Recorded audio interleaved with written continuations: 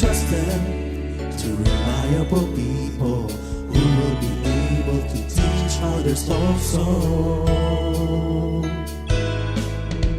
Take the teachings you heard me proclaim in the presence of many witnesses and entrust them to reliable people who will be able to teach others also. Take the teachings you heard me proclaim in the presence of many witnesses and entrust them to reliable people who will be able to teach others also. Take the teachings you heard me proclaim in the presence of many witnesses and entrust them to reliable people who will be able to teach others also. 2 Timothy 2:2. Hallelujah, 2 Timothy 2:2. Praise the Lord. 2 Timothy 2:2. You and me, let us proclaim the gospel. 2 Timothy 2:2. Hallelujah. 2 Timothy 2:2. Praise the Lord. 2 Timothy 2:2. You and me, Let us proclaim the gospel of Jesus Christ. Take the teachings you heard me proclaim in the presence of many witnesses and entrust them to reliable people who will be able to teach others also. take the teachings you heard me proclaim in the presence of many witnesses and entrust them to reliable people who will be able to teach others also. 2 Timothy 2:2. Hallelujah, 2 Timothy 2:2. Praise the Lord. 2 Timothy 2:2. You and me, let us proclaim the gospel. 2 Timothy 2:2. Hallelujah. 2 Timothy 2:2. Praise the Lord. 2 Timothy 2:2. You and me, Let us proclaim the gospel of Jesus Christ. The harvest is plenty, but the workers are few. And as for me and my house, we will serve the Lord. We will serve the Lord.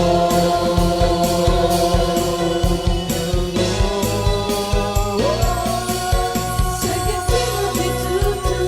Hallelujah. 2 Timothy 2:2. Praise the Lord. 2 Timothy 2:2. You and me, let us proclaim the gospel. 2 Timothy 2:2. Hallelujah. 2 Timothy 2:2. Praise the Lord. 2 Timothy 2:2. You and me, Let us proclaim the gospel of Jesus Christ. 2 Timothy 2:2. Hallelujah. 2 Timothy 2:2. Praise the Lord. 2 Timothy 2:2. You and me, let us proclaim the gospel. 2 Timothy 2:2. Hallelujah. 2 Timothy 2:2. Praise the Lord. 2 Timothy 2:2. You and me, let us proclaim, live up His name, delighting the Lord for His goodness. Let us proclaim, live up His name, delighting the Lord for His goodness. Let us proclaim, live up His name, delighting the Lord for His goodness. And He's God.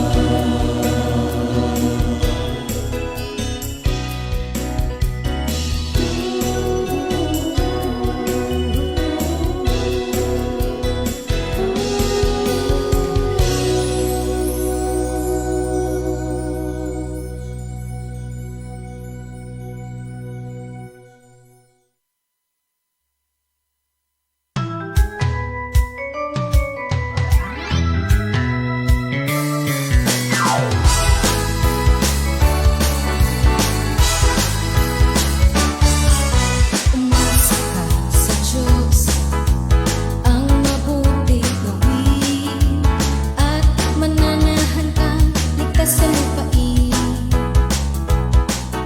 Sa Diyos mo hanapin ang kaligayahan, at ang pangarap mo'y iyong makakamtan.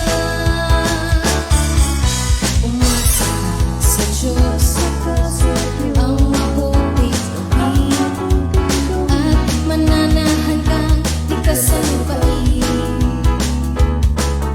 Sa Diyos mo hanapin ang kaligayahan, at ang pangarap mo'y iyong makakamtan. Si Yahweh ay tapat sa kanyang salita, at maaasahan ang kanyang ginawa. Si Yahweh ang sa atin nagbibigay lakas. Sa daraanan ko'y siyang nag-iingat.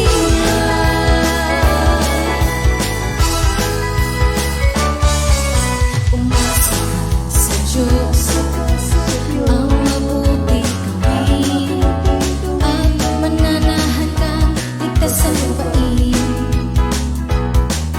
Sa Diyos mo hanapin ang kaligayahan, at ang pangarap mo'y iyong makakamtan.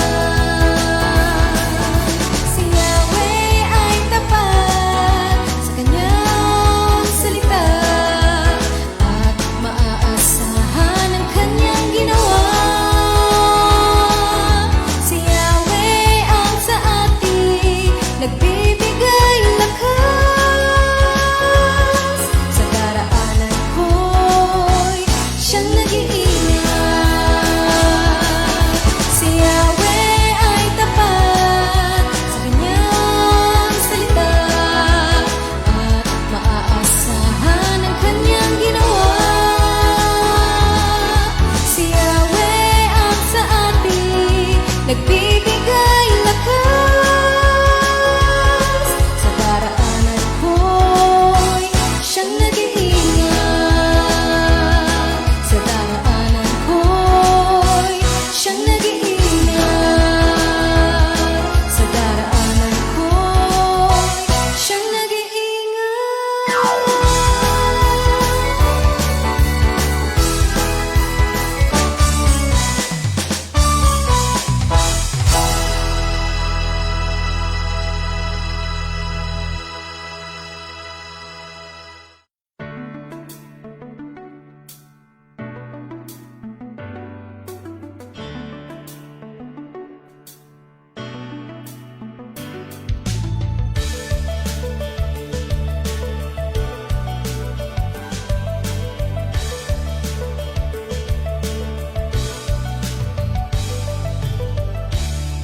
When I am weak,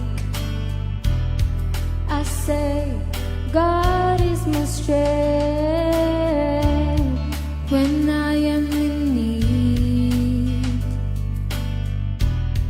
I say, God is my provider. When I am broken, I say, God is my great healer. When I am in battle, I say, with God I will be the winner. God is the great I am. The way we see will ignite power within. Nothing in this world could ever feel the emptiness that we feel. God is the missing piece that will complete us, the masterpiece.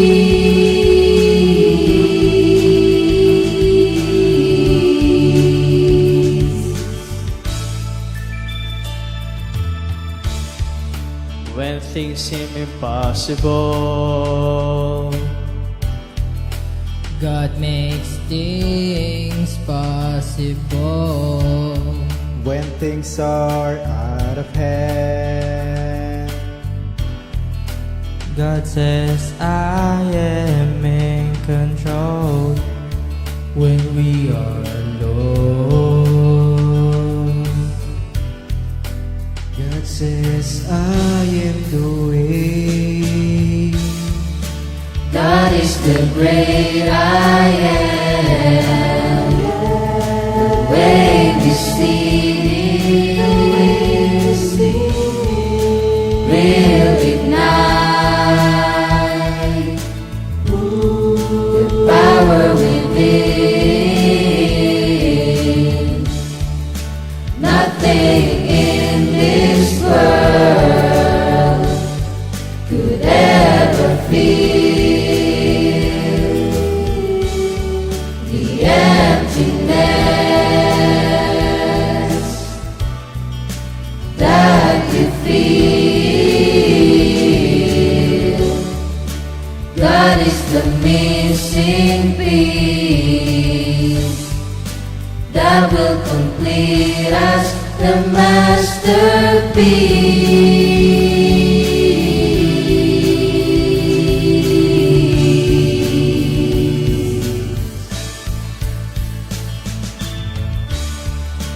God is the great I am. The way we see will ignite the power within. Nothing in this world could ever fill the emptiness that we feel. God is the missing piece that will complete us, the masterpiece.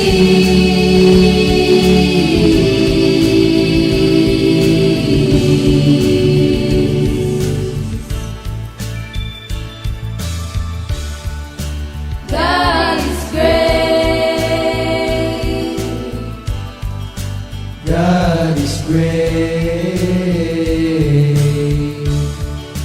God is great. God is the great I am.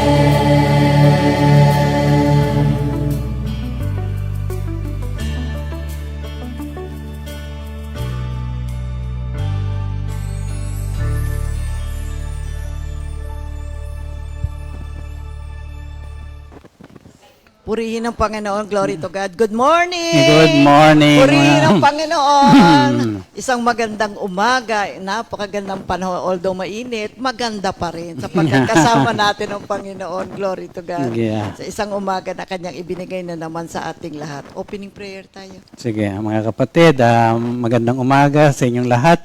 Sa Philippians 2:13, for it is God who is at work in you, enabling you both to will and to work for His good purpose. Sa umagang ito, Lord, nagpapasalamat kami sapagkat ang kagandahang loob na ibibigay mo sa amin ay isang papapala sa lahat na makaririnig ng iyong mabuting balita sa tatalakayin namin dito sa GMJ. Sa lahat ng mga kapatid namin na sumusubaybay, pagpalain kayo ng Diyos at pagpalain din ang ating mga manggagawa na humayo na sa umagang ito at sa maghapon nilang gagawin.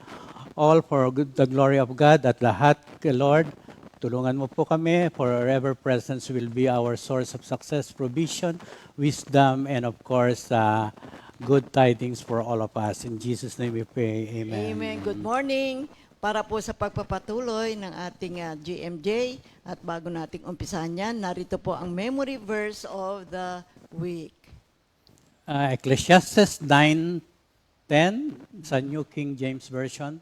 Whatever your hand finds to do, do it with your might, For there is no work or device or knowledge or wisdom in the grave where you are going. Amen. Sa Sa Tagalog. Tagalog, mga kapatid, ano man ang ginagawa mo ay pagbuhusan mo ng iyong buong makakaya, sapagkat sa daigdig ng mga patay na kasasadlakan mo ay wala kang gagawin, ni pag-iisipan man, ni pagbubuhusan ng kaalaman o karunungan. Amen. Purihin ang ating Panginoon. Tandaan po natin yung ating memory verse of the week. Isang po ay isang magandang paalala para po sa ating lahat. Ang salita ng Diyos ay pagkain ng ating puso at kaluluwa. Kaya salamat sa Diyos sa pagbibigay niya sa atin umaga ng kanyang mga banal na salita. Ating gabay at ating kalakasan sa isang maghapon na naman ng ating buhay. Purihin ang Diyos. Sa pagpapatuloy po ng ating pag-aaral sa sanctification, ay binigyan natin ng titulo itong aralin natin ngayong umaga ng Sanctification and the Holy Spirit. Tatalakayin natin sa 1 Peter 1 verse 2. Sa 1 Peter 1:2 sa Tagalog, kayo'y pinili ng Diyos, Ama, ayon sa kanyang kaalaman sa mula't mula pa, at pinabanal ng Espiritu Santo upang maging masunurin kay Heso Kristo at nilinis sa pamamagitan ng kanyang dugo. Sa English, you were chosen according to the purpose of God the Father and were made a holy people by His Spirit to obey Jesus Christ and be purified by His blood. You know, sa King James Version, according to the foreknowledge of God the Father, in the sanctification of the Spirit, ito ang ginamit na salita dito, to the obedience to Jesus Christ and for sprinkling with His blood. So dito makikita natin, take note, ginamit po yung phrase na sanctification of the Spirit. So ang pagkilos ng banal na Espiritu ay nagbibigay sa atin ng kabanalan. Yeah, kaya nga naunawaan ni San Pedro ang kaugnayan sa pagitan ng banal na Espiritu at pagpapabanal.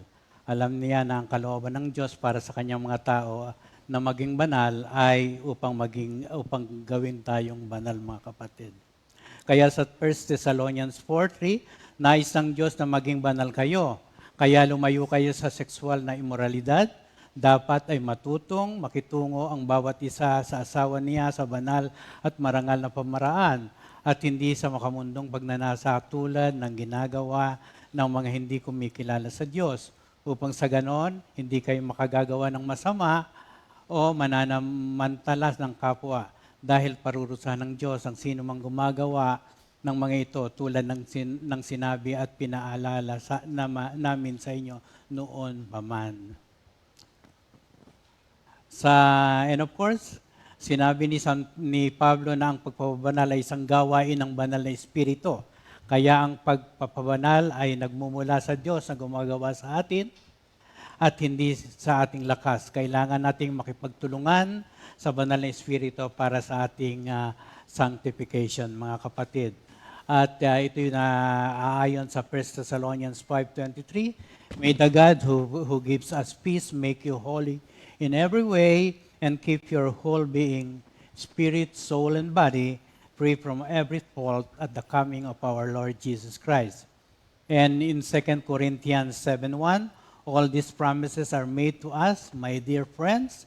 So then let us purify ourselves from everything that makes body or soul unclean, and let us be completely holy by living in awe of God. Ang Espiritu Santo ang nagbubuhos ng pag-ibig ng Diyos sa mga puso. Sa atin lahat, mga kapatid, at dinadalisay ang kanilang mga puso mula sa pag-ibig na ito. Kung nasa mundo man tayo o sa pita ng ating laman, pita ng mata at kapalaluan, ito'y i-convert ng banal na Espiritu na makalayo tayo sa mga pagnanasang ito. Sa pamamagitan niya, tayo ay niligtas mula sa galit at pagmamataas, mula sa lahat ng masama at labis na pagmamahal. And you know, as we continue to study the Word of God, pag-aaral sa ating pagninilay-lilay, lalo na dun sa ipapabuhay natin ang salita ng Diyos, maunawaan natin, mga kapatid, na pwede pala tayo maging banal. Kasi alam mo naman, ang buhay na wala sa ating Panginoon ay puno ng kasalanan. hindi pa natin kasi masyadong naunawaan ang tungkol sa mga spiritual na bagay. So malalaman natin ngayon as we continue to study the Word of God, ay pwede pala ako magkaroon ng bagong buhay. Matatanto natin na maaari palang mangyari ito sa buhay natin. Kaya maraming mga tao ay hindi nagaganap po ang pagbabagong buhay sapagkat hindi nila alam kung paano ang kanilang gagawin. Kaya yung 1 Corinthians 6:11 dito ay nasasaad, subalit nilinis na kayo sa inyong kasalanan at ginawa na kayong banal ng Diyos. Pinawalang sala na kayo sa pangalan ng Panginoong Hesukristo at sa pamamagitan ng banal na Espiritu ng ating Diyos. So ito makikita natin, sinasabi sa atin, maaari tayong magkaroon ng bagong buhay at magkaroon ng isang malinis, matuwid at banal na uri ng pamumuhay. You know, sanctification begins in regeneration. What do you mean by regeneration? It means renewal, regrowth, restoration. See, spiritually, it means ang Diyos dinadala ang tao sa isang bagong buhay. Yun ay yung pagiging born again. Mula sa isang estado na kung saan ang tao ay malayo sa presensya ng ating Panginoon and we are subject to decay, Ephesians 2:5. See, sa John 3:8, tinuturo ngayon ng ating Panginoong Hesukristo ng regeneration ay isang pagkilos ng Diyos sa buhay natin sa pamamagitan ng paggalaw ng banal na Espiritu na siyang nagbibigay ng bagong puso sa ating lahat. Kaya nasa saad sa Ephesians 2 verse 5, tayo'y binuhay niyang kasama ni Kristo nung tayo'y mga patay pa. Dahil sa ating pagsuway, naligtas nga kayo dahil sa kanyang kagandahang loob, dahil sa ating pakikipag-isa kay Kristo Jesus, tayo'y muling binuhay na kasama niya upang mamunong kasama niya sa kalangitan. So ang ginagawa ng banal na Espiritu, He infuses into man the new element called the Spirit. Ibinibigay sa atin ang isang bagong Espiritu, which is the third and the higher nature, so that we now become body, soul, and spirit, and alive. Now, this is a distinct and distinguishing nature or distinguishing characteristic ng isang tao. Kakaiba siya ngayon sa mga ibang tao na hindi pa nananampalataya sa ating Panginoon. Ang mga nakipag-isa kay Kristo ay mayroon na ngayong banal na Espiritu. Kaya it's no longer I that lives, but Christ lives in me. So, now, this regeneration happens in two ways. It's by vivification and mortification. Anong ibig sabihin nito? See, yung sanctification nga, so, nagsisimula ito sa regeneration, di ba? Yung mortification means to overcome, to defeat one's bodily desire. Mortification is the process of defeating or subduing or kept under ang kasalanan. See, madidefeat mo na. Kung dati, hindi ka makahinti sa kasalanan, ngayon kayang-kaya natin. And we have victory over sin. Yung vivification, now, ito naman yung proseso na kung saan yung buhay, yung bagong buhay na ibinigay ng Diyos sa atin is made to be a well of water springing up into everlasting life.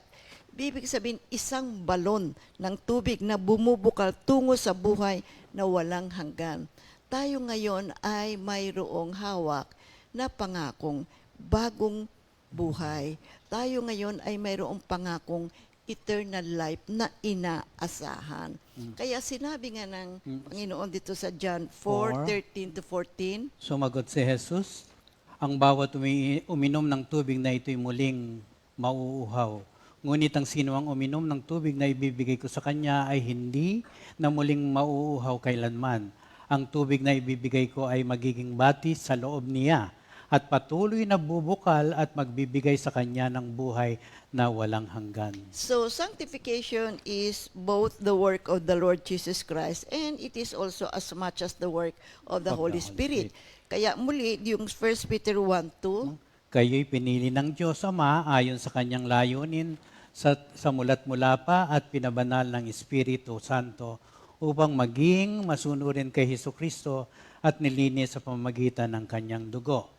At sa unang Korinto, 1 Corinthians 1 verse 2, to the church of God in Corinth, to those sanctified in Christ Jesus and called to be His holy people, together with all those everywhere who call on the name of our Lord Jesus Christ, their Lord and ours. So tingnan natin, ano ba ang mga gawain, ano ang pagkilos ng banal na Espiritu at ng Panginoong Hesukristo sa buhay natin? Ano ang kanilang ginagawa? So unang-una, the Holy Spirit and Jesus Christ are the sanctifiers. Sila yung mga nagpapabanal. See, the sanctification is a work in us. See, it is not a work for us. Sanctification is a work in us. It is a work in us, and there are two agents. Merong dalawang kumikilos. See, one is the worker who works in this sanctification effectually. Very effective ang pagkilos ng banal na Espiritu. And the other is the effective and successful Jesus Christ dahil sa kanyang ginawang kamatayan sa krus. Kaya tayo ngayon ay napatawad sa ating mga kasalanan. Now, bigyan natin ng illustration yan. For example, merong isang garment na gusto mong maging malinis. You want a garment to be washed. Now, there is a person who's gonna wash it. Siyempre, merong naglalaba. At sa iyong paglalaba, meron tubig. Hindi maaaring maglaba ng walang tubig. So, kung saan doon ilulubog natin, duwawaswasan natin yung garment para luminis. You see? Now, in terms of sanctification, yung tao na nagwawash o naglalaba, ang Holy Spirit. See, but the bath o yung tubig na ginagamit is the precious blood of our Lord Jesus Christ. So, the Holy Spirit works through the redemptive act of our Lord Jesus Christ. Sa pamamagitan ng kanyang kamatayan, sa pamamagitan ng kanyang dugo, tayo ngayon ay napapabanal. So, katotohanan na sasabihin natin na ang banal na Espiritong naglilinis sa atin, siya ang sanctifier, siya yung nagpapabanal sa atin. Si tama rin, nasabihin natin na sa pamamagitan ng dugo ng ating Panginoong Hesukristo, tayo ay napapabanal din. So both of them are effectively working in us upang tayo po ay masanctify. Ang banal na Espiritu ay nagpapabanal sa atin sa pamamagitan ng tubig na umagos kasama ng dugo ni Hesukristo mula sa tagiliran niya nung siya ay nakapako sa krus. See? So again, to illustrate, if you want a garment to be washed, gusto mo maging malinis, kailangan mo ng dalawang cleansers, di ba? Kailangan mo ng sabon at kailangan mo ng tubig. So ito ay maging maliwanag sa atin. Kaya ang Espiritu Santo at ang banal na Panginoong Hesukristo, sila yung nagpapabanal sa atin. So ikalawa. Ang ikalawa ay Holy Spirit gives us a new heart and a new spirit. The Holy Spirit of God is the great worker by whom we are cleansed. The Spirit of God creates in us a new heart and a right spirit according to Ezekiel 36 verses 26 to 27. I will give you a new heart and put a new spirit in you. I will remove from you your heart of stone and give you a heart of flesh, and I will put my spirit in you and move you to follow my decrees and be careful to keep my laws. So ikatlo, the Holy Spirit renews and changes the person. So, anong sinasabi rito? Binabago ng banal na Espiritu ang tao. Binabaling niya ang pagkiling ng kalooban natin, no? At pinaghahanap o tinatawag nating sinisik niya ang ating kalooban na tayo mapabuti at mapunta sa tamang gawi upang ang bawat mabuting gawain natin ay mailarawan bilang bunga ng Espiritu. Oo, makita sa atin oo, yung yung bunga ng banal na Espiritu na nasulat sa Galatia 5:22. 5:22. At lahat ng ating mga virtues at lahat ng ating mga biyaya ay mahusay na ginagawa sa atin ng Espiritu ng buhay na Diyos. Kaya nakakapag-preach tayo, nakakapunta tayo sa ating gawain na malakas, matibay ang ating puso, matatag tayo sapagkat may kapangyarihan tayong taglay-taglay mula sa banal na Espiritu. At ang mga bunga nito ay nagmamanifest sa atin habang tayo nagsisik ng banal na Espiritu, habang nagtuturo tayo ng kanyang mga salita, mga kapatid. So never forget this. Never take lightly the work of the Holy Spirit within us. Very often we talk about what Jesus has done on the cross. But sometimes hindi natin nabibigyang pansin ang pagkilos ng banal na Espiritu sa buhay natin. We must not depreciate the work of the Holy Spirit in us, because let us appreciate, the work that the Holy Spirit is doing in our lives. Yung ikaapat, the Holy Spirit works in us to conform us into the image of our Lord Jesus Christ. Kumikilos siya upang tayo ay gawing kawangis ng ating Panginoong Hesukristo. At ito ay mahalaga at kailangan natin para sa ating salvation. Ikalima, the Holy Spirit brings to our minds the Word of God that sanctifies the soul. You see, napakahalagang gawain niya ng banal na Espiritu. Pinapaalala niya sa atin, inalagay niya sa ating puso at isipan ang banal na salita ng ating Panginoon. Pinapaalala niya sa atin na ito ang mga salita ng Diyos na mabuting pag-aralan mo, i-meditate mo, higit sa lahat iyong ipamuhay. Ito'y naririnig natin sa ating tenga, tinatanggap ng ating puso, at ang salita ng Diyos ay kumikilos sa atin upang gawin natin ang kalooban ng ating Panginoon. Kaya sa 1:14:26 ganito John John 1 nga, 1:14:26. Ngunit ang patnubay, ang Espiritu Santo na isusugo ng Ama sa pangalan ko, ang siyang magtuturo sa inyo ng lahat ng bagay at magpapaalala ng lahat ng sinabi ko sa inyo. Sa Philippians 2:13, pagsumikapan ninyong maging ganap ang inyong kaligtasan na may lubusang paggalang at pag-ibig sa Diyos, sapagkat ang Diyos ang kumikilos sa inyo upang inyong naisin at sagawa ang kanyang kalooban. In John 16 verses 12 to 15, there are three functions of the Holy Spirit. Actually, kapag pinag-aralan mo ang tungkol sa banal na Espiritu, napakalawak ng kanyang pagkilos sa buhay natin. Kaya itong tinatalakay natin ay ilan lamang sa mga paggalaw ng banal na Espiritu sa buhay natin. In John 16 verses 12 to 15, there are three functions of the Holy Spirit mention. Dito makikita natin. Marami pa akong sasabihin sa inyo, subalit hindi pa ninyo kayang tanggapin sa ngayon.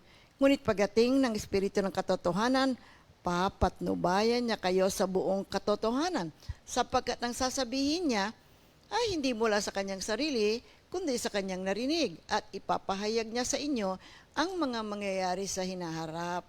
Pararangalan niya ako sapagkat tatanggapin ng Espiritu mula sa akin ang ipapahayag sa inyo. Ang lahat ng sa Ama ay sa akin, kaya ko sinasabing tanggapin ng Espiritu ang mula sa akin at ipapahayag niya ito sa inyo. So, what are the three primary functions ng Espiritu? Number one, concerning sin, because they do not believe me. Ito yung unang-una. You see, tatlong pangunahing tungkulin ng banal na Espiritu upang kumbinsihin tayo tungkol sa kasalanan. Sa Acts 2, ang kapangyarihan ng banal na Espiritu ay nagpapatunay o nagpapakita sa mga tao ng true condition ng kanilang buhay. Marami kasing mga tao hindi po naniniwala na sila ay mayroong hindi magandang uri ng buhay.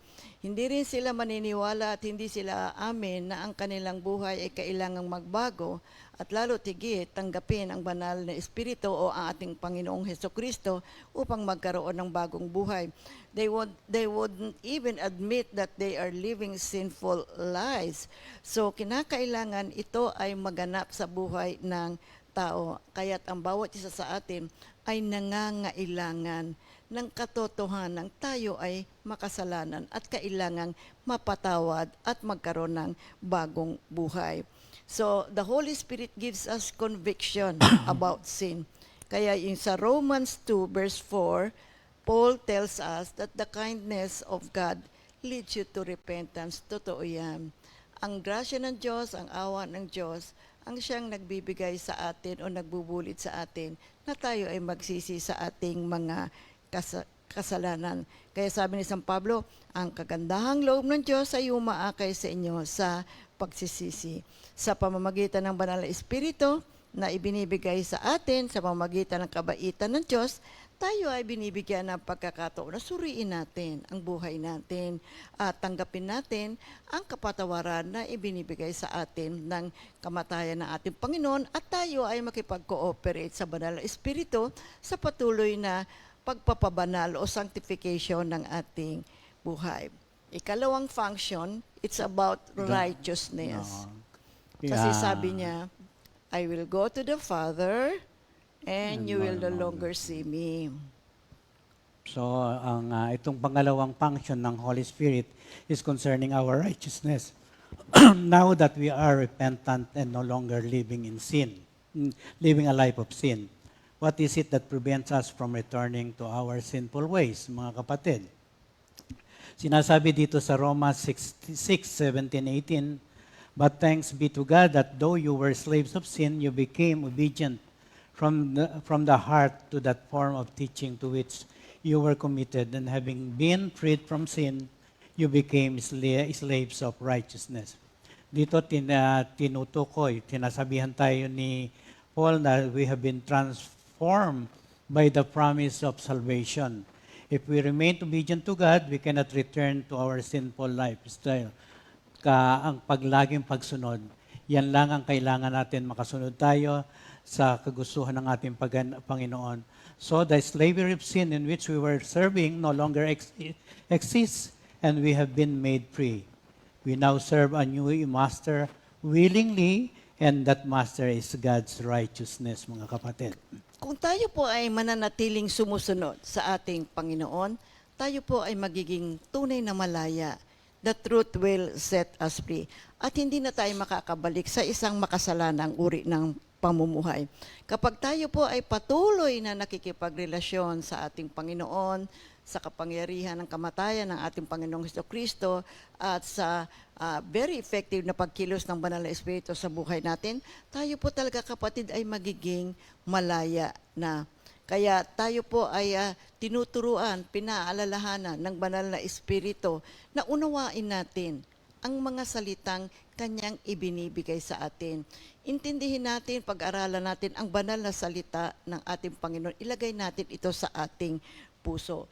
Tumawag tayo sa Diyos sa panahon na tayo ay nangangailangan, lalo na't ang pangangailangan natin ay pag-iwas sa kasalanan.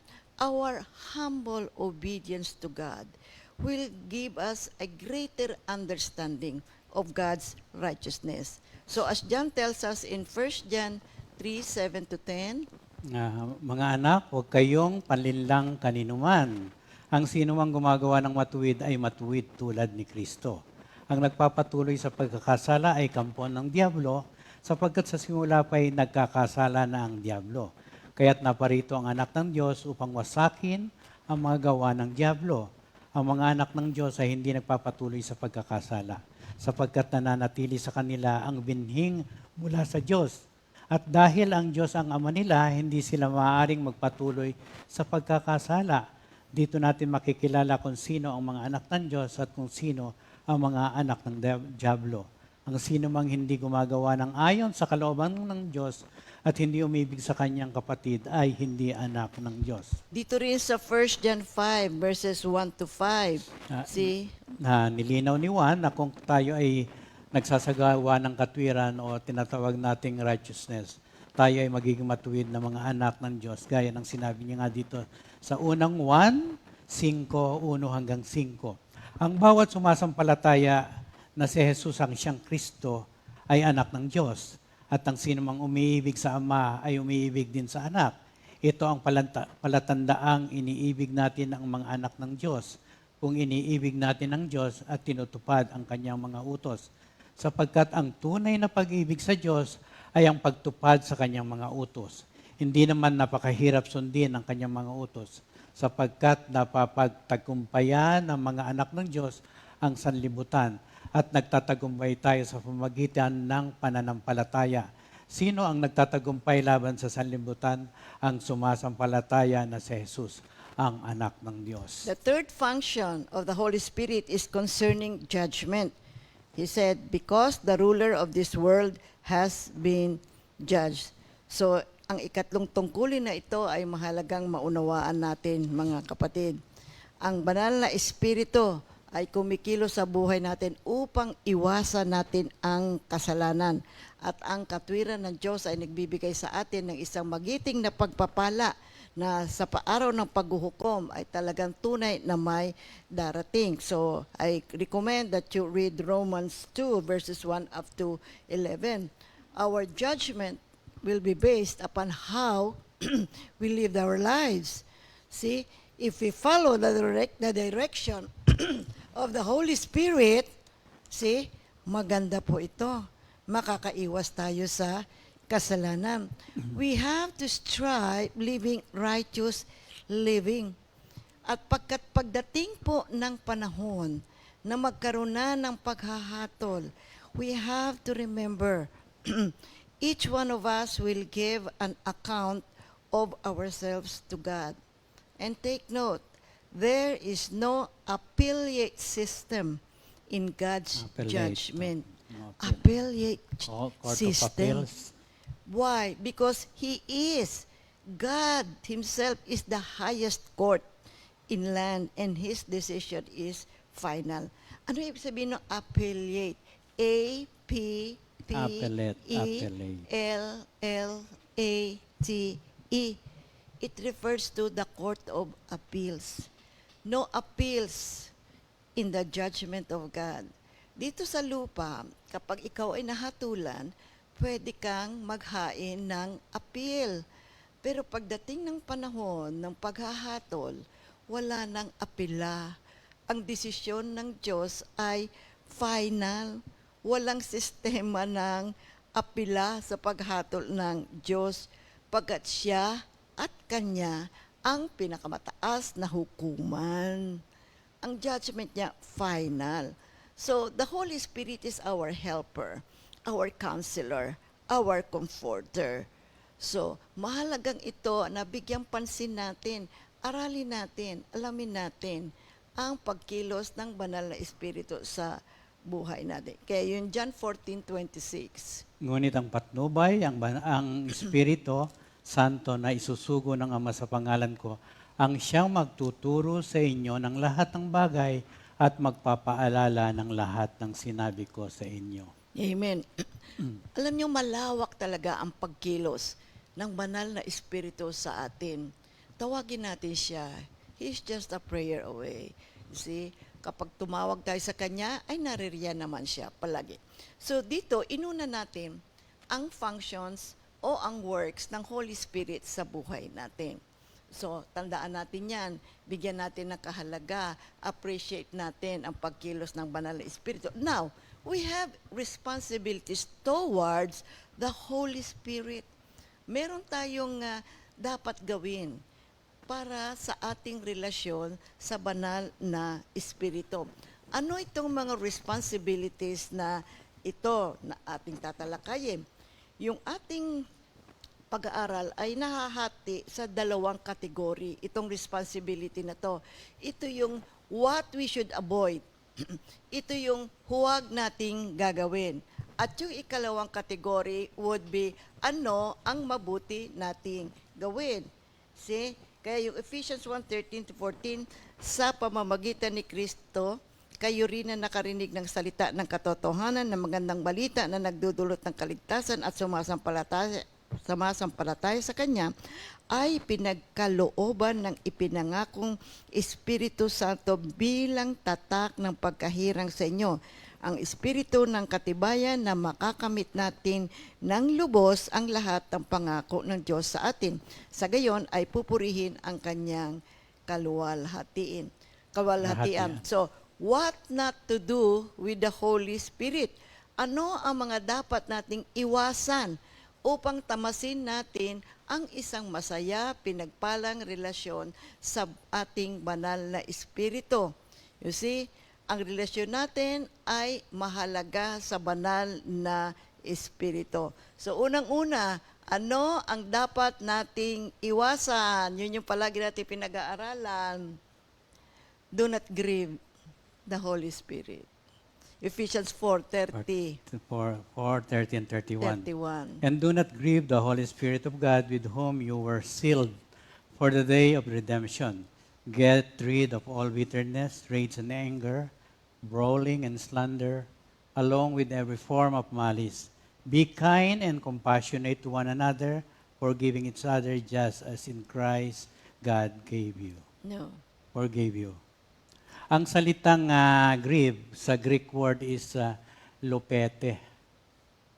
Ito'y kinuha ko kay Rick Renner kasi may libro akong binili sa Amerika, Sparkling Gems from Greeks. Ang sabi niya, ang Greek word ng grieve is lupete, which is from the word lupe, which denotes a pain or grief that can only be experienced between two people who are deeply love each other. Nagbigay siya na example dito kung para dinescribe niya yung lupete. The word lupe would normally picture a husband or wife who has discovered his or her mate has been unfaithful. As a result of this unfaithfulness, the betrayed spouse is shocked, devastated, hurt, wounded, and grieved because of the pain that accompanies unfaithfulness. This Sige. tells us a very important thing, that our relationship, the relationship that exists between the Holy Spirit and us, is very precious. Because the Holy Spirit deeply loves us. Mahal na mahal tayo ng banal na espiritu. Kapag ka ikaw ay nagmamahal, di ba?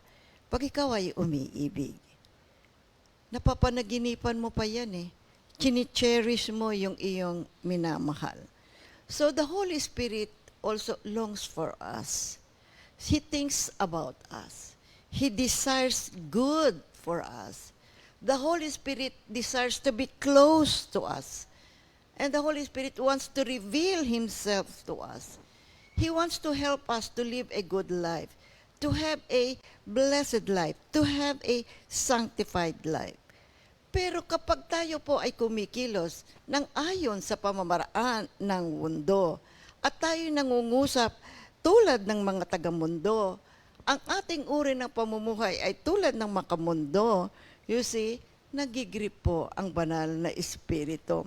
We cause the Holy Spirit to feel shock. Nagugulat siya kasi, I love you so much. Bakit ganyan ka? Bakit mo ginagawa yan? Di ba? He is hurt and he is in grief. So you see, when we deliberately do what is wrong, ang ginagawa natin, nasasaktan natin ang puso ng banal na espiritu. Kaya the Holy Spirit convicts us of our sins. Tinutulungan niya tayo at tinutulungan niya tayo na umiwas ka sa kasalanan, huwag mong gawin yan. So, nasa sa atin naman na ang banal na espiritu eh. He continues to sanctify us, kaya siya ay malayang kumikilo sa atin.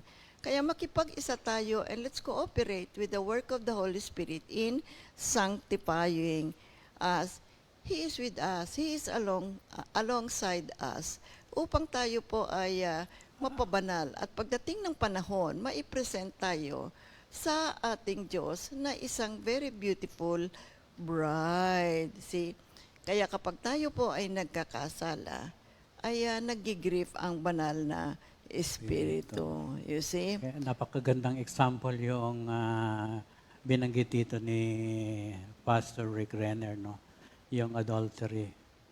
Kaya napakahalaga. Kasi nagmamahalan yung dalawa. Nagmamahalan at pag nakadiscover Pero siya. kaya lang, nagkaroon ng problema.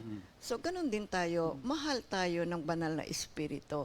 At mahal naman din natin ang banal na espiritu. That's why we have to be committed. We have to be zealous in our relationship with the Holy Spirit. Kaya yung Ephesians 4:30, kasi, May isang scholar na ganito ang kanyang isinalin, no? Ihinto ang matinding pananakit at pagdudulot ng labis na emosyonal na sakit sa Espiritu ng Diyos. Nasa pamamagitan niya, kayo ay ibinuklod hanggang sa araw ng inyong pagkilos. Stop deeply wounding and causing such extreme emotional pain to the Spirit of God by whom you have been sealed until the day of your redemption. So tayo pinahihinto dahil ito'y nagdudulot ng matinding pananakit, yung mga kasalanan na kasi pag nagkaroon tayo na napasama tayo sa gawain ng mundo, dahil doon ang ating ang banal na espiritu, kasama natin siyang nakakagawa ng kasalanan, di ba? I mean, dahil nasa iyo ang banal na espiritu, pag gumawa ka ng kasalanan, sinasama mo pa siya. So nasasaktan siya ng lubusan. Oo. Kaya sinasabi na stop deeply wounding and causing such extreme emotional pain to the Isaiah Spirit of God. 63:10. Ano nyo, meron nakasulat. Sabi, ngunit sa kabila nito, sila'y naghimagsik at pinighati nila ang kanyang banal na espiritu dahil doon naging kaaway nila si Yahweh. Take note, this is in Isaiah. Yet they rebelled and grieved his Holy Spirit. So he turned and became their enemy, and he himself fought against them. So noong pa man, meron na ganitong pagkilos against the Holy Spirit. So mahal tayo ng Diyos. Mahal tayo ng banal na espiritu. Mahal tayo ng ating Panginoong Hesukristo. Kaya sila ay kumikilos at gusto nilang mapabuti ang ating buhay. Kaya sila tunay na nagmamalasakit sa atin. Kumikilos ng mabuti at alam nyo, malambing sila sa atin. Napakabait nila sa atin. Isa silang tunay na kaibigan para sa atin, nakasama natin sa buhay natin. Kaya huwag natin bigyan ng sakit at huwag nating i-grieve ang Holy Spirit. Kaya yung Ephesians 4, sinasabi ni San Pablo, hinihimok ni Apostol Pablo, na ang iglesia, tayo mananampalataya, talikuran natin ang mga makasalanang pag-uugali na hindi nagbibigay ng kaluguran sa puso ng banal na Espiritu. See? So, ikalawa, ano yung ikalawa? Ano ang huwag natin gagawin sa banal na espiritu? Alam niyo naman, nandiyan dyan ang magiting, mapagmahal na pagkilos upang tayo po ay masanctify. Ikalawa, do not quench the Holy Spirit. Do not suppress the Spirit. Meaning, extinguish like a fire, put out or dampen down. Yan yung 1 Thessalonians 5:19. Do not quench the Spirit. Ang Greek word ng quench ay SBENNUMI,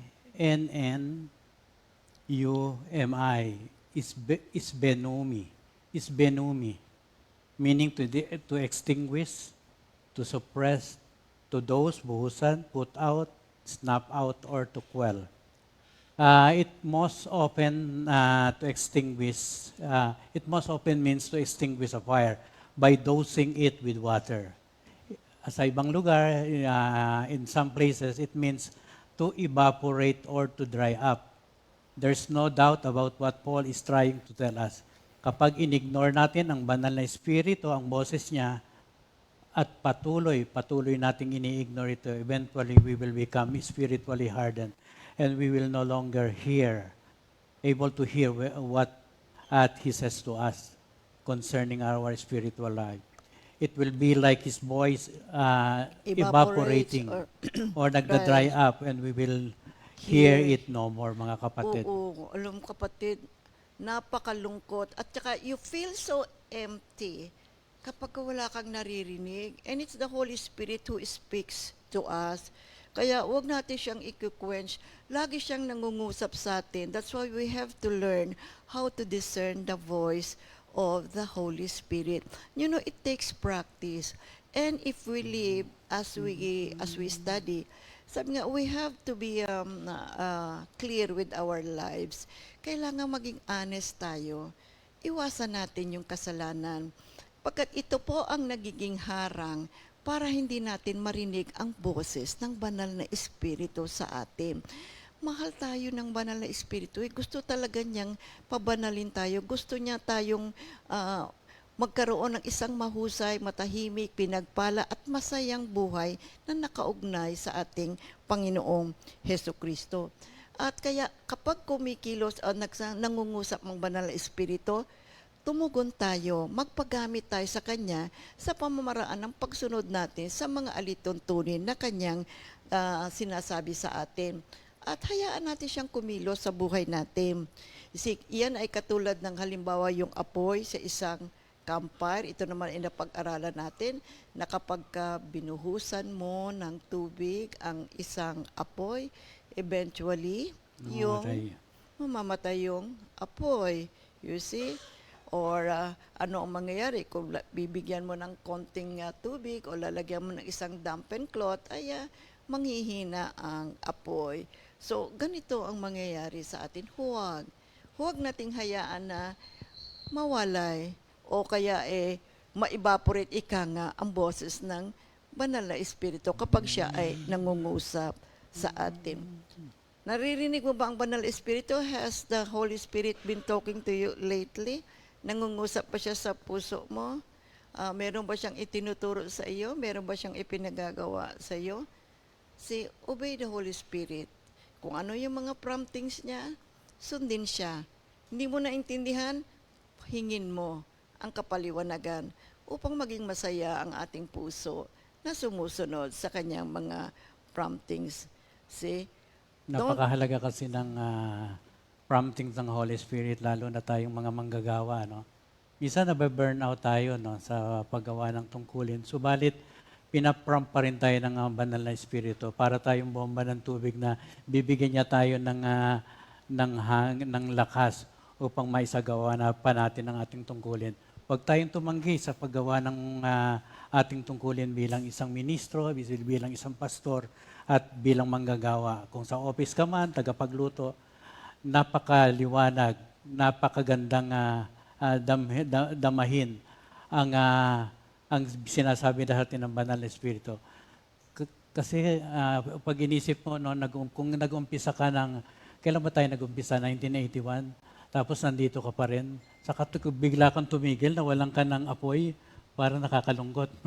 Nakakalungkot. Parang umihina ka. Yan, tumatanda tayo, pero bakit lumalakas pa rin ang ating katawang lupa? Sapagkat ang Espiritu ay tumutulong sa atin na magiliw siya at mapagkaibigan sa atin upang magampanan natin ang tungkulin na pinagawa sa atin ng ating Panginoon. So therefore, do not ignore the Holy Spirit's promptings. You see? Huwag baliwalain ang pangunguna ng banal na Espiritu. Don't disregard His voice. Huwag mong ipawalang bahala ang kanyang tinig kapag siya ay nangungusap. Don't close your ears when He is speaking to you. Huwag mong isara yung iyong tenga kapag siya ay nangungusap. See? And don't pass up an opportunity for the Holy Spirit to use you. So, huwag mong palampasin ang pagkakataon na gamitin ka ng banal na Espiritu.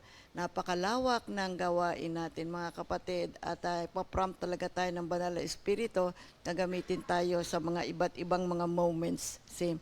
Don't avoid moments when God wants to pour out His power through you. So, pag gustong buhusan tayo ng banal na Espiritu, so in feeling of the Holy Spirit, see, tanggapin po natin, worship the Lord, glorify the Lord, you see, ganun ang gawin natin, you see. Do not quench the Spirit. Huwag nating tapunan ng tubig ang apoy, ang kapangyarihan ng banal na Espiritu. Okay? So, instead of continually shutting your ears to the Holy Spirit's voice, so huwag po natin gagawin yun, mga kapatid, pakinggan natin mabuti kung paano nangungusap ang banal na Espiritu. Sabihin natin, yes Lord, yes Lord. See, what do you want me to do? I'll do what you say. So, go with me. See, wherever I go, be with me. Send me, and I will do what you want me to do. Kapag ganyan po ang ating attitude sa ating banal na Espiritu, ay naku po, we're putting fuel back on the fire again. Whenever we are encouraging ourselves, yung mga nananamlay nating katawan, parang ay ayoko na, o kaya merong times, meron kang tampo-tampo sa ating Panginoon. Obey the Lord, worship the Lord, sing praises to God. We're putting fire back to our relationship to our God. Ito yung part ng ating teaching sa being zealous Oh. with the work of God. Maging masigasig. Bakit ba tayo hindi sumusunod sa promptings ng Holy Spirit? What do you think is the reason? You see? Kasi kung minsan, kapag kami narinig kang boses and He wants you to do something, ayaw mong gawin yun kasi hindi naman yun ang gusto mong mangyari. Baka kasi pag sinunod mo yung banal na Espiritu, iba ang maging resulta. Ay ayaw mo kasi meron kang iniisip at meron kang binabalak na dapat maganap. God knows better. So mangungusap siya, this is how you gonna do it. Dito, gawin mo ganito, gawin mo yung ganon. Dito ka pumunta, kumaliwa ka, kumanan ka. Just do it. You know why? Because God never makes mistakes. All the works of God is successful. Kaya napakaganda, napakahusay, napakatalino mo kapag ikaw ay sumusunod sa Diyos, sapagkat lahat ng mga panuntunan ng Diyos ay makabubuti sa atin. Hindi ho yan nagsisinungaling. Kapag siya ay nangungusap, sigurado pong mapapabuti ang ating buhay. Kaya determine, mag-isip tayo, mag-decide tayo na sumunod sa banal na Espiritu. Stay tuned doon sa kanyang mga decisions na ibinibigay sa atin. And God will do marvelous things that we know nothing about. Kikilos siya ng mahimalang pagkilos, magiting ng mga pagkilos sa pamamagitan natin. At ano yung isang magiting na pagkilos? Gagamitin niya tayo upang ang maraming tao ay makalaya sa kasalanan, tulad natin na naging malaya na rin sa kasalanan. Kalawa, bakit kailangan nating sundin ng banal na Espiritu? Because the Holy Spirit is powerfully working. Powerfully Work working in our lives. So we should not quench or extinguish Him. See, Kaya kapag nga, makita mo, no? Pag tumawag ka ng isang tao at gusto niya mag-witness, tatawagin pa yung pastor o minister, pag-pray mo naman ako, para bang wala sa kanyang banal na Espiritu, no? So, napaka-importante na ang tulong ng banal na gusto Espiritu, kasi nilang mabless. mabless, na kung may nasa iyo. ayos yung kanilang pag-sharing. Pagsa-sharing. Kaya hindi naman kapangyarihan mo ang ibibigay mo sa kanya, kundi kapangyarihan ng banal na Espiritu na nasa iyo. Ita-transfer mo lang sa kanya, hihilingin mo sa banal na Espiritu na tulungan siya sa kanyang pag-witness, sa kanyang pag-testimony. Now, look at what the Holy Spirit is doing in our lives. He strives to produce the fruit of godliness. So, siya po ay kumikilos na makita sa atin ang fruit of the Holy Spirit, yung Galatians 5:22. Kinukonvince din niya na mahal tayo talaga ng ating Panginoon, Romans 5:5. At ini-empower niya tayo upang maglingkod at mabuo natin ang katawan ni Kristo. 1 Corinthians 12:7. Siya, ang ginagawa niya is pinalalakas niya yung grasya ng Panginoon. Binubuhusan niya tayo ng grasya sapagkat gusto niya palagi na meron tayong fresh supply. Binibigyan niya tayo, ini-empower niya tayo upang tayo ay makapaglingkod sa ating Panginoon. Napakaganda na ang buhay natin ay sumusunod tayo. We are being led by the Holy Spirit. Now, the voice of the Lord, the voice of the Holy Spirit is like a fire burning in our soul. Na kapag yan ay nandiyan, ito po ay nagbibigay ng kalakasan sa atin. Nagbibigay ito ng init upang tayo po ay patuloy na maglingkod sa ating Panginoon. So, quenching of the Spirit, huwag po nating gagawain yan. So, we need to be always aware of what the Holy Spirit is doing in our lives. Mamuhay tayo na araw-araw. We're always discerning what God wants us to do, and He will speak to us through the power of the Holy Spirit. You see, kaya instead of quenching the Holy Spirit, sabihin natin, Lord, anong gusto mong gawin ko? Fill me always with your Spirit. Yung ikatlo. Ang Kasi- ikatlo ay do not resist the Holy Spirit. Sa Acts 7, verses 51 and 53, 53. you stiff-necked people, your hearts and ears are still uncircumcised. You are just like your ancestors. You always resist the Holy Spirit. Sa verse 53, you who have received the law that was given through angels but have not obeyed it. Ito po yung sa Acts 7, verses 51 and 53. So, because the Holy Spirit works through the preaching of His Word, we should not resist Him. In Acts 7, Stephen condemned his hearers, saying, you always resist the Holy Spirit. As your fathers did, so do you. Dito nga sa akin binasa sa Acts 7:51. They were guilty of resisting the Spirit because they had joined their fathers in persecuting and even killing the prophets. Sa verse 52 naman yan ng Acts 7:52. Kaya yung spirit work is closely tied up in the proclamation of God's truth. Kaya nga dahil sa Stephen ay napaka-powerful ang kanyang pagtuturo at hindi siya pinansin. Sa katunayan pa nga ay siya ay pinagbabato hanggang sa kanyang kamatayan. Subalit nanawagan pa rin siya sa banal na Espiritu na sila'y patawarin sa kanilang ginawa sa kanya. Yung mga propeta at ang mga apostol nung araw, ay meron silang mga isinulat at sila ay mga nagturo.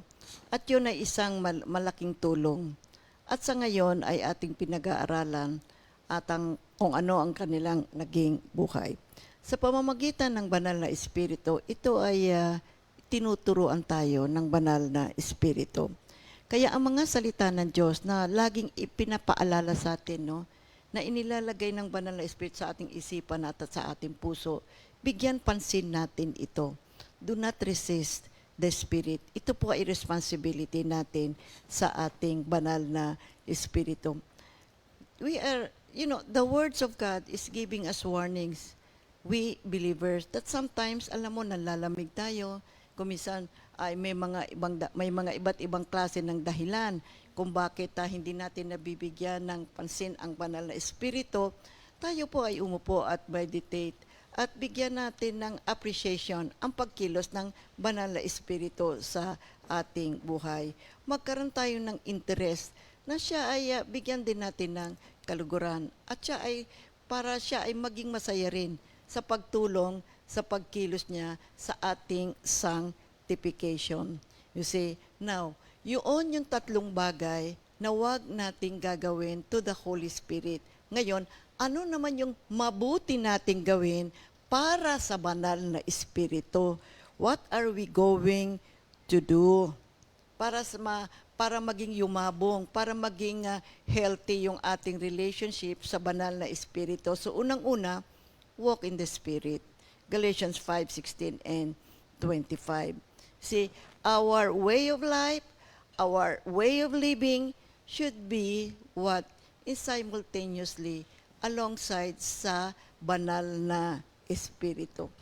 Ikalawa, see, Be mature in the Spirit sa Ephesians 5:18. Kaya nga dito, the illustration in this great verse is not to be drunk with huwag alcohol. maglalasing. Oo. Mm-mm. Sapagkat yung alcohol literally can control brain cells by its chemical effect. In contrast, for mature Christians, their old actions are no longer possible as they have been changed by the Spirit. Kaya nga, tayo nga, glory to God, at masasabi natin na nakaalpas na tayo sa pag-inom ng nakalalasing o nakakalugmong alcohol. Ngayon ay umiinom na tayo ng banal na Espiritu sa ating, Nasa atin na nasa ngayon ang atin banal na yan, espiritu. oo. Oo. Kaya napaka-importante nung Life in the Spirit seminar na gagawin natin sa May 11. Oo. Okay, ikatlo, ano yung mabuting gawin natin para sa banal na espiritu? Be Be zealous towards the Holy Spirit. Romans 12:10. Oo. Maging masigasig tayo mga kapatid, yung buhay natin. Kailangan po lagi tayong masigla. At yung kasiglahan na yan, pagkilos ng banal na espiritu sa buhay natin. Ikaapat, ano mabuti Naalala natin ko lang gawin? yung kasing Salmo 63, di ba? Alam natin na kanta yan. Oh God, you are my God, and I long for you. Itong kantang ito is a morning hymn. Nire-remind tayo ng ating Panginoon na tuwing umaga, pwede natin kantahin ito mga kapatid. Ini-invite natin ang Holy Spirit to be with us. At sapagkat lalo na ngayon, no? Laging uhawan tao dahil sa init ng araw. Hindi uhaw dahil sa init ng pagmamahal ng Diyos. Laging tubig ang hinahanap. Pero kung itatapat natin yung tubig na to na banal na Espiritu, maaakit tayo na puntahan ang templo ng Diyos at umawi tayo ng kanyang awitin. Sapagkat ang isang masigasig na Kristiyano ay patuloy na nagiging masigasig kapag siya'y lumalapit ng lubusan sa ating Panginoon. So ikaapat, obey the promptings of the Holy Spirit. Let us learn to discern the voice of the Holy Spirit. So kapag siya ay nangusap, do not resist. So huwag natin siyang pigilan. Okay, ikalima, put to death. Patayin ang gawa ng laman. Romans 8:13. Oo. Oo. Ito madali nating nagawa sapagkat Andun yung kapangyarihan ng banal na kapangyarihan ng espiritu banal na sa buhay espiritu natin. oo. Yeah. Kaya Kaya nga, we can do all things now through Christ.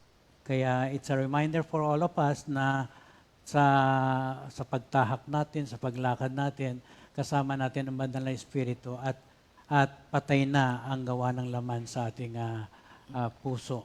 Amen. Sapagkat nalulugod ang banal na espiritu sa paggawa ng kabutihan na dulot ng salita ng ating Panginoon. So sa ating pag-aaral ngayong umaga, tinalakay natin ang functions o pagkilos ng banal na espiritu sa ating buhay. Napakarami po niyan mga kapatid. Kayo on your own, you study it. So yung ikalawang bahagi ay yung mga dapat nating i-avoid na huwag nating gagawin sa banal na espiritu. At yung ikatlong bahagi, yung mabuti nating gawin para sa banal na espiritu. Kaya para po sa ating pag-aaral, all honor and glory belongs to God. Okay. Closing prayer. Batiin muna natin yung may birthday. Ay, yung may birthday nga pala. April 26, 2024. Brother Gio Pugay, happy birthday. Sister Emilia Camacho, Sister Virgie Samante, Sister Mercy Puno, Brother Angelo Palma, Sister Len Molino. Sa inyong lahat, ay happy birthday, maligayang kaarawan, sumainyo ang pagpapala ng Diyos ngayon at magpakailanman.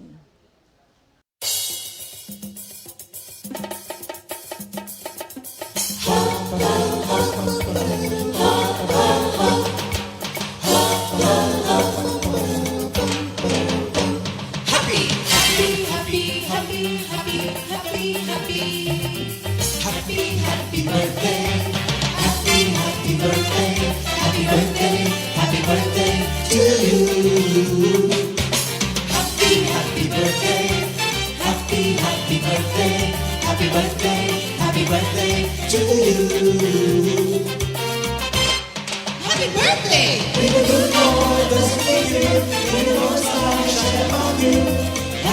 Happy birthday to you.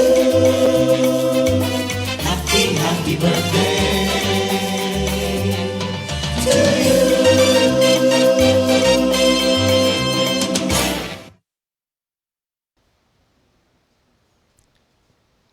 Announcements. Announcements, mga kapatid, take note, Life in the Spirit Seminar, May 11, 8:30 ang simula sa Cramsis, dito sa Makati. What is this? Priority, PMS employees and Makati area only. And dito rin sa May 11 at 9 a.m., Terrace Resort, Barangay Columbitin, Cuyapo, Nueva Ecija Outreach, together with Tarlac, Paniki, Kapas, and Bulacan.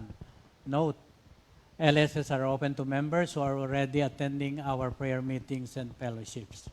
At meron ding annual flu vaccine, 4 strains available from Doc Mon Federe. Ang presyo, 1,200 per person on April 27, 2024. Bukas na pala yan. Oo, tomorrow, 1:00 dito sa Comfy Paranaque. So, deadline of confirmation is today, 10 a.m. Last call, mga kapatid.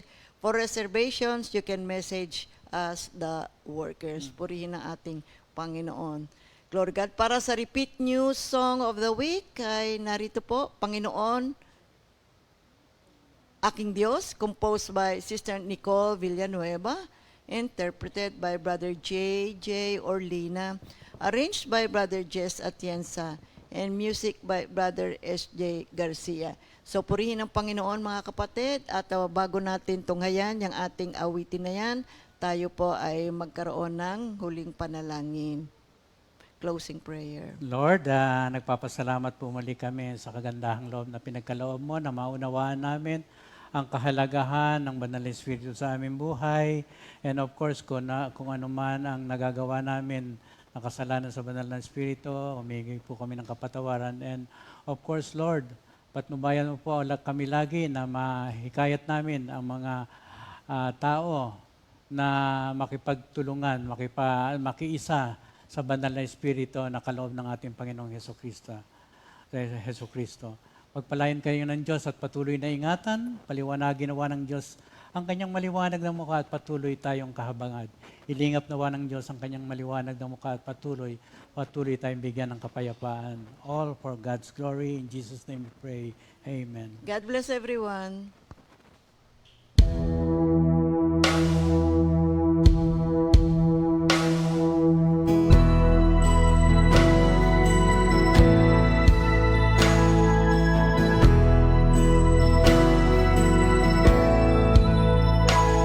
Sa hinaban ng lakbay na to,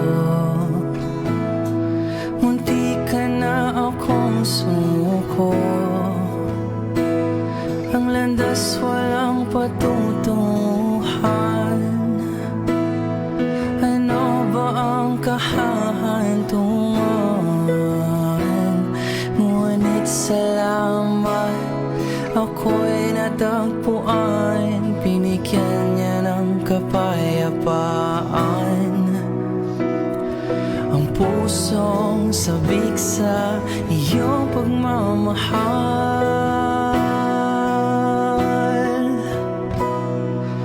Panginoon, aking Diyos, punong-puno ng pag-ibig, ika'y nasa isip, ikaw ang daan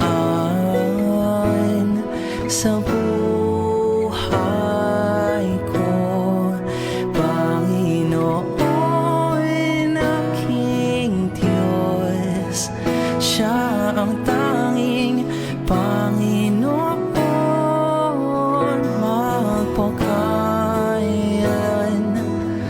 magpakailan pa man.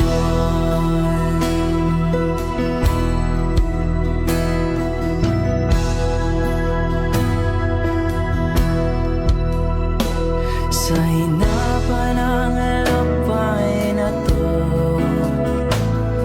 munti ka na akong sumuko.